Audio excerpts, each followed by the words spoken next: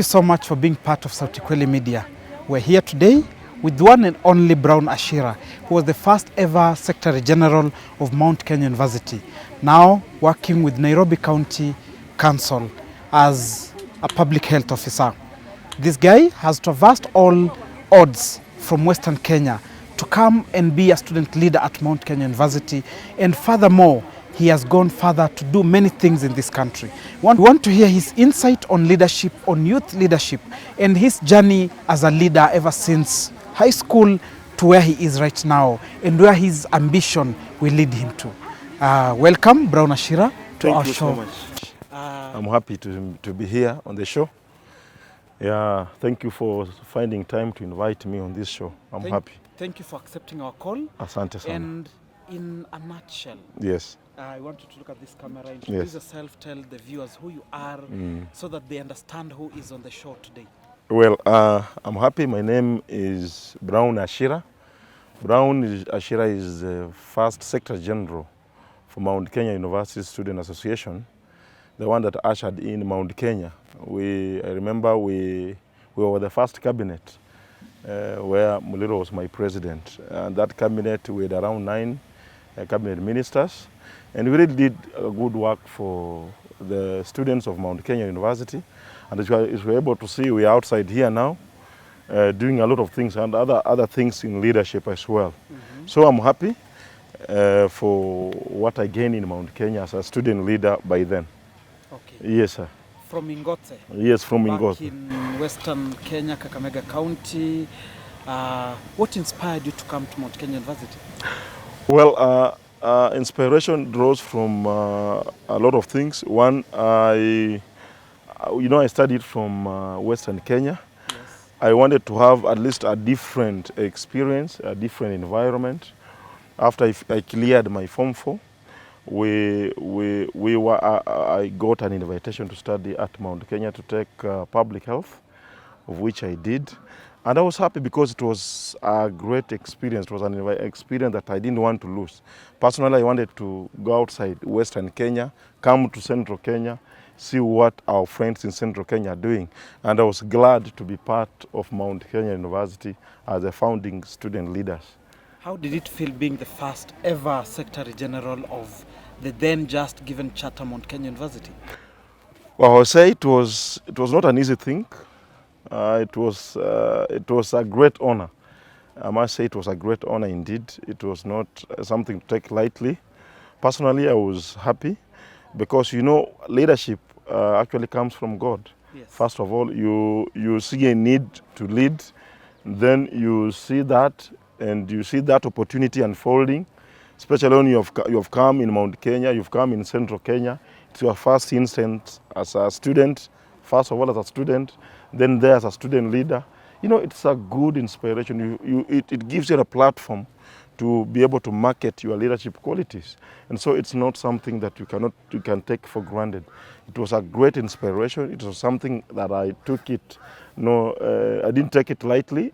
I took it so seriously. And that's why you are seeing me outside here doing so well. Doing so well? Yes, sir. And fighting up with life into politics. Making sure that things work well. Because leadership is actually you identify a need. People don't know. I'm not a tomorrow, let me correct you first, I'm not a tomorrow leader. That's a perception that most of our leaders have been using to antagonize the youth leadership in this country. We are today's leaders.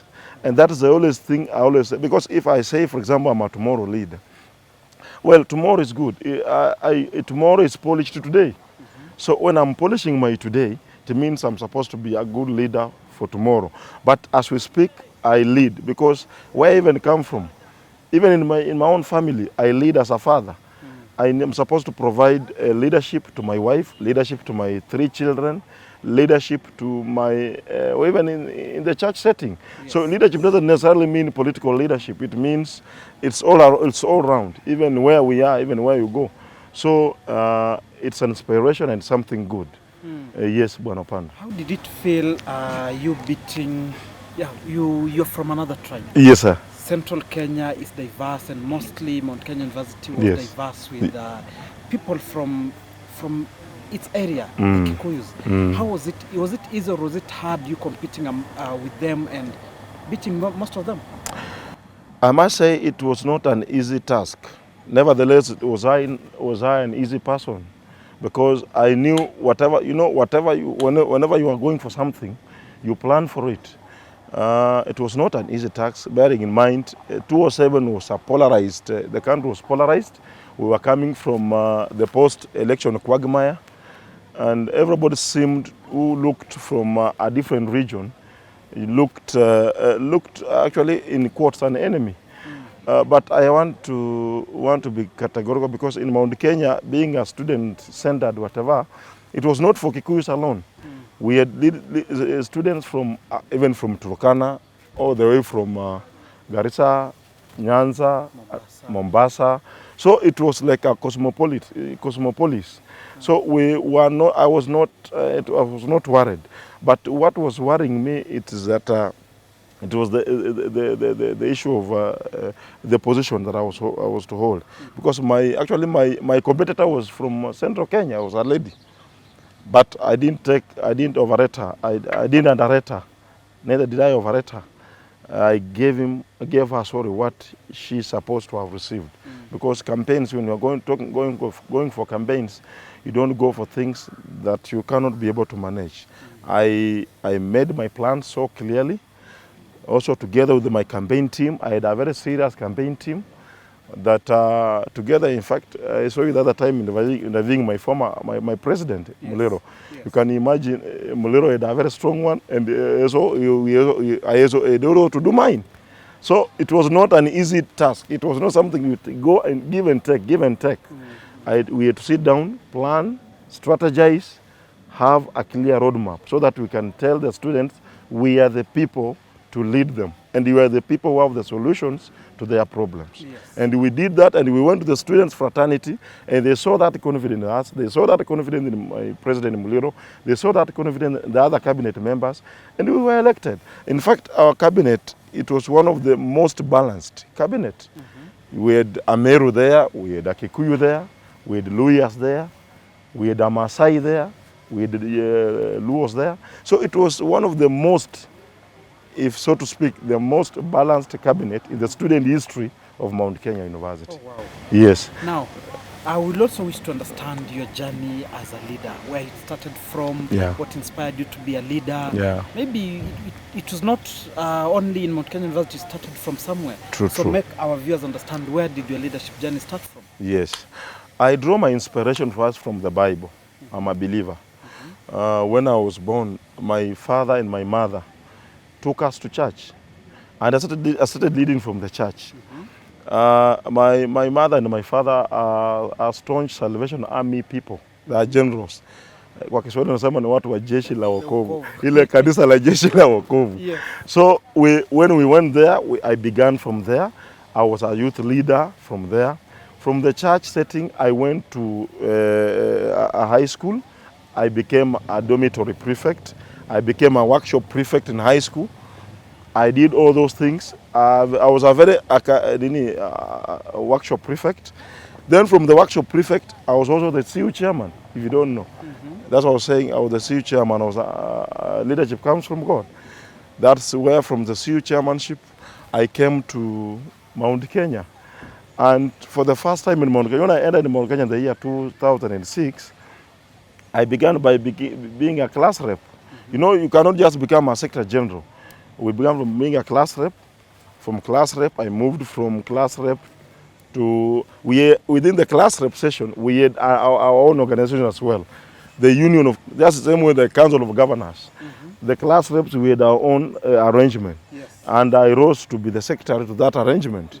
That in turn, that arrangement delivered me to now the secretary general to MKUSA. So it is a journey that I cultivated it from since my inception to Mount Kenya, and then up to today, where now whatever I'm doing, even if whatever you can, I believe you're asking me later what I'm doing now, it's what has been driving me all along. What came after you being in Mount Kenya University? Well, when I cleared it was not an easy year. When I was to clear university, you know, you are to clear by way of clearing with everybody. I was a radical leader, I must say so. I was a very radical leader. In fact, I was in bad books with even my HOD, head of department. I believe he's still there, Mr. Migiro. We were not in good books because the kind of exposure I wanted my colleagues who are my students who were studying with them public health, it was not the best one. I led public health students to Ministry of Health by then. We were not recognized by then. You know, it was a requirement that for you to practice outside there, you must have an accreditation. Though Mount Kenya was accredited or chartered, but also the recognition by the Ministry of Health, it was very cardinal. And so we didn't see our HOD taking us so seriously. So being a student leader at the Secretary General of the MKUSA, I used that opportunity. I didn't want the lives of these young men and women by then whom we were with to go into disarray. I mobilized them, we moved to Ministry of Health, we got the recognition status. I think the chairman, Mr. Gisharu, can even bear with us. When I was there, I called him and told him, Chairman, we are here courtesy of ABCD. And he supported our plea. Up to then, we came out, we were recognized, and I can report here, because of my initiative, none of my classmates is stomaching. All of them are employed, right in Kisii, to Embu, to Masai. We have a lot of them. All of them are in civil service. Courtesy of what I initiated, we did, and we're actually doing it up to now. So it is something I can say for free that it was not an easy journey. Courtesy of that, I was suspended. Sorry to say this, because of that radicalization, I was suspended by the board, university board. They were citing, oh, blah, blah, blah. Because one of my units were distorted, because I think the HOD didn't actually like me so much because of I was just too aggressive for him. So, but finally, I was brought back to the university, courtesy of the Board of Trustees. Professor Stanley Waudo, the Vice Chancellor, intervened. I was brought back with my parents. I was meant to graduate, and I graduated so well. And yeah, we are here doing so well. So it was not an easy walk, but I made sure that whatever ideals I believed in, I lived unto them. I didn't bring down students. You know, when you have a contract to serve and you're elected as an electorate, you have a contract with the students, not the management. Yes. For example, if I'm elected here in Thika or wherever I'm elected, I have a contract with the electorate, not the president or whoever. Yes. So whatever I should be doing it in the respect to the electorate, not to the management. So that's what was my driving force as a student leader. I didn't want to please the management, because at the end of the day, it is the students who gave me the mandate to do what? To lead them. And so it was not a walk in the park, though I can comfortably say we came out very strong people.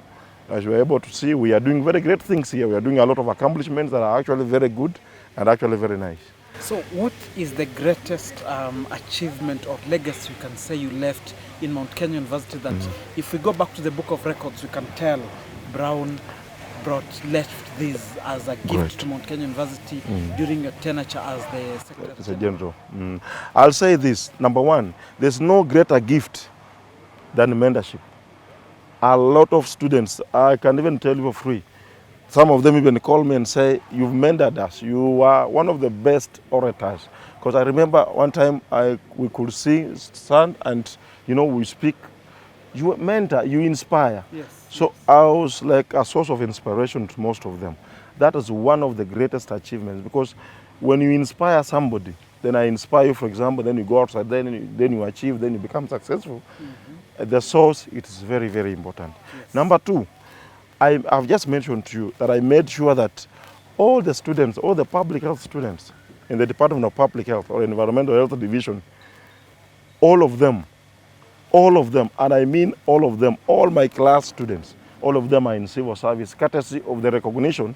I fought for them, for the recognition by the Ministry of Health. By then, Dr. Ombacho was the Director of Public Health. He came back up to the university level. So he made sure that these students were actually employed. And as we speak now, they're earning a salary, courtesy of the efforts that we did. Number three, which is also very critical. We made sure that students in Mount Kenya University are able to interact freely. We used to have challenges in terms of transport. Like, for example, buses. We didn't have enough buses. We didn't have, like, we could see, for example, when we are having trips, for example, the trips were overlapping. You can see, you could see, you know, my president came from pharmacy. So, you see, they could have been given a priority because he was a student's president, which we didn't have a problem as per se. But you see, I was also the Secretary General for my students as well, for my department. So we could see a lot of overlapping. Buses were not enough. So we made sure that the management purchased enough university buses.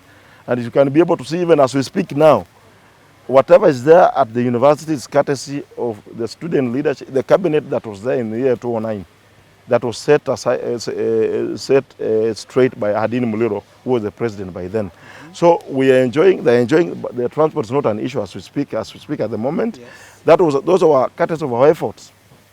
Number 4, if you look at this road, there's this road along, what do we call it? From Thika Town towards Mount General Cargo Road. Yes. They didn't have bumps.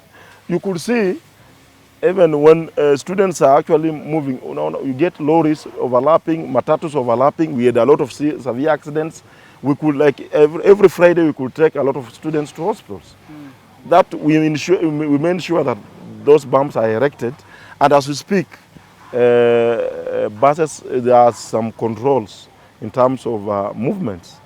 And also the issue of security lights.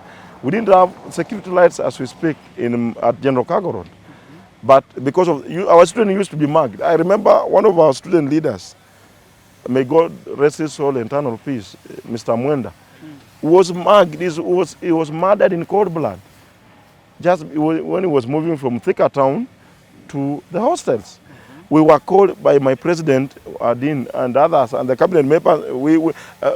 The chairman called for an urgent meeting for cabinet members to ensure that we discussed the conduct and how Nani was found dead in cold blood. So those are the achievements that we can boast that as a cabinet, and there were not more achievements. You know, part of the secret we had as a cabinet of 2009, we did our things in unison. So it was an initiative of the cabinet, and we made sure that we lived those promises, and whatever I've mentioned to you, they were accomplished during our tenure. The subsequent regimes that followed us, they came because we were pace setters. We made sure that we set a pace for we didn't want the subsequent regimes to suffer what they did. And I'm happy to say that because of whatever we did, most of the student leaders are very successful as we speak. Because I understand we have even deputy governors who came from that because courtesy of our efforts. Yes. Yes. That is nice. Now, let's now leave university Politics, yes. And, yes. Now, as a public health officer, Yes, sir. Kenya right now is being involved in a pandemic, which is worldwide. Global, yeah. Which is global, and it has really affected many sectors, especially the youth who are jobless. What is your take? And now that numbers are rising in Kenya as a public health officer, yes, do you think it's prudent to have a lockdown, or which measures can the government input to ensure that this pandemic is going down? A very, very good question. I must say that so far the measures the government has put in place, according to us as healthcare workers, they are not to par. They are not what we expect. Number one, you know what? This is an infectious disease. Yes. And when you are talking about, I didn't expect the president to open up this country. If you look at other countries, for example, there is total lockdown. And that's why countries like, if you look at even Uganda, cases are not the upsurge like this country. When you confine, because being an infectious disease, when you confine people to one place, it means you are containing the disease. Yeah, the upward trajectory is not experienced. But when you open up a country, I know we are not opening up because we are safe. We are not safe. But I think the president, being the president, is worried with the economy. The economy is almost at ICU. of this country. And I don't think Kenyans will wish to go to that trend.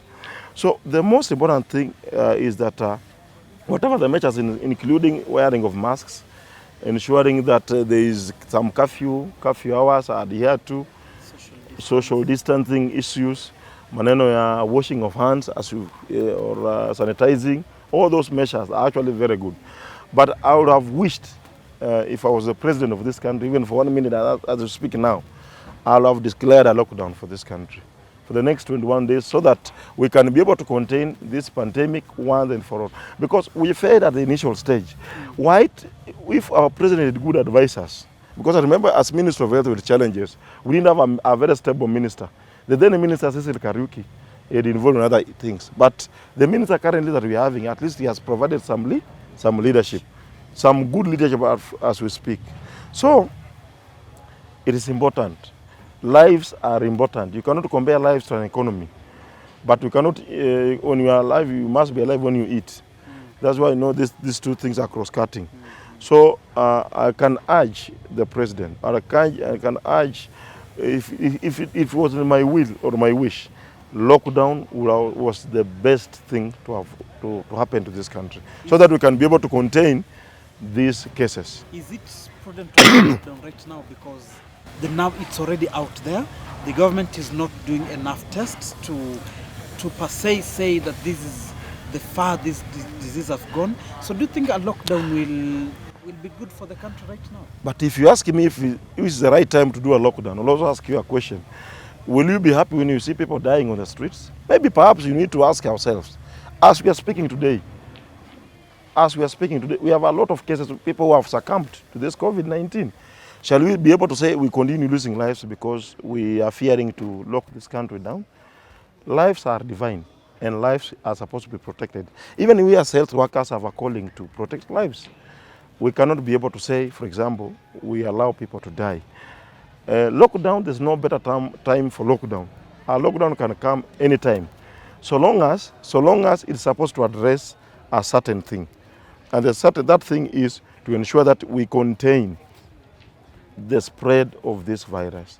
The future for Brown. Is it only in medical or is it going for political seats? As I always said, dreams are valid. Yes. Dreams are always valid. 5 years from now or 10 years from now, of course, I'll be going in for a seat. But as we speak, at the moment as we speak, I'm still in the health sector. I want first of all to make sure that the health sector is sound and kicking. That's my ambition. But after 5 years, I'll consider maybe vying for a seat in Nairobi, for a member of parliament, of course, in Nairobi. If it allows me, I'll consider vying for a seat, especially in Starehe, because I was born and bred in Starehe. My father used to work in Starehe, so that's why I have a lot of roots in Starehe, Karioko, and those areas, Pangani. So maybe I'll be fighting Jaguar and the rest, all those guys, because I believe Baba Win is on the other side, there's a youth like me. So we'll be able to bring a cocktail of good leadership in this city, because this city lacks a lot of good leaders. The kind of leaders we are having, they're actually very egocentric, and they don't mind the common person, the needs of a common person on the ground. So I'm in Nairobi to stay, and that's where I'll not go back to Kakamega. I'll tell people of Kakamega to hold brief. We are beginning in the city, because this is where we need things. You know, when things are corrected in the city, they'll still go back to the villages and things will become very good. Yes. Because it's in Nairobi. Nairobi controls over 80% of the per capita income of this country. So when things are done in the right place in Nairobi, then things will be able to flow to the other parts of this country. Tell the people who are watching you who inspires you. You must be having somebody you've been looking up to. Yeah. And then, what is the last word you tell them as an advice or what they can follow? Well, I draw my inspiration from two main important people. One is Ben Carson. Ben Carson struggled through his elementary school, but later on became the world's most renowned neurosurgeon. He struggled a lot. And I want to say this, that when you struggle but you have a roadmap, that is the best way to go. That's number one. Number two is Barack Obama. Barack Obama, despite all the odds, being an African American, he rose and became one of the best presidents USA has ever had. In fact, why not? Because of the Constitution of the USA, Barack Obama will be even the president as we speak, even up today. So these are the guys I draw my inspiration from, and of course my mom and my wife as well. My wife encourages me. You know, leadership comes from home. If I sleep and I'm not settled when I'm a leader, it means I might not do the right thing. So my inspiration comes from my wife, from Ben Carson, and from Barack Obama, so that as we endeavor, pursue our dreams, we're able to achieve whatever is supposed to be done for us. So that's what inspires me a lot. And of course, the passion to serve, because you know, a leader is always driven by a passion. You cannot just be there and then you don't have a passion. Then you say you want to be a leader. You must identify a need, have that passion, reignite the passion, and then move forward. So my advice to the young people of this country, I'll say this: there's nothing for free. Nothing comes from a silver platter. Work hard, work smart. We are our own enemies. This country requires people who are young, people who are supposed to be doing great things. But it cannot be done unless you come to the scene and do it. Let's wake up. Let us wake up. It can be done. Barack Obama will say, yes, we can. It can be done. Let us wake up to the occasion, and let's start working. Let's stop complaining. If you complain, you don't solve a problem. You've created another one. So I'm happy. Learn from where we come from. And if you look at us 10 years from now, maybe I'll not be sitting here. We'll be at a different level. Yes. You might be thinking me from status, maybe. I'm a man who has a lot of ambitions for this country. So it is a challenge to our young people in this country. We can do it. And let's do it. Let's take the challenge. Take the challenge head on, and it can be done. Thank you so much. Thank you so much. Asante sana. Karibu sana. Asante.